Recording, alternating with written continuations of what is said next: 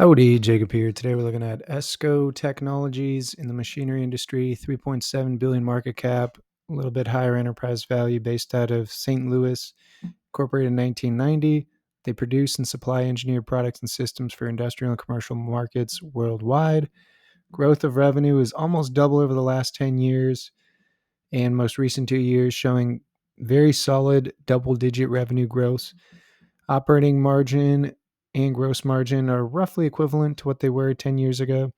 They do pay a dividend, but they haven't increased it over the last 9 years. Return on invested capital, upper single digit, but nothing crazy impressive from that perspective.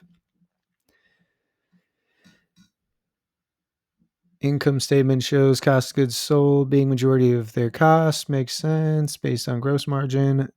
Balance sheet shows 42 million cash on hand with 20 million short-term debt, 82 million long-term debt.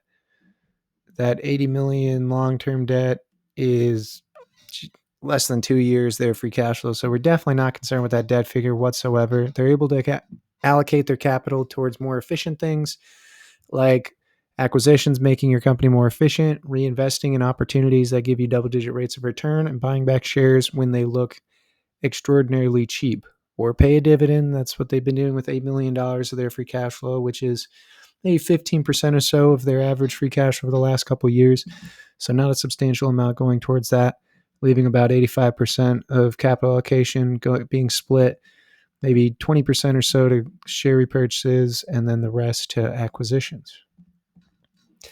I think that's enough to start with our assumptions here. So for revenue growth, with a lot of money going towards acquisitions, I think 6% is pretty reasonable to me.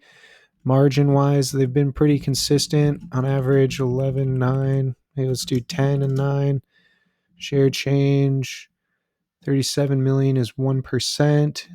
I don't think they'll do that, but they will offset stock-based compensation. So let's assume about flat I think this is a pretty average company. So market average seems comfortable to me with no dividend growth because they haven't done that over the last 9 years. So based on my current assumptions, it needs to fall 77% before you get the return we're looking for here. So this 37 PE on pretty much the same operating margin that they've had the last 10 years, I think is astronomically high for the growth rate and the return on invested capital that this company has, which is the reason why I'm saying it needs to fall as much as it does. But either way, I hope you enjoy the video and have a good rest of your day.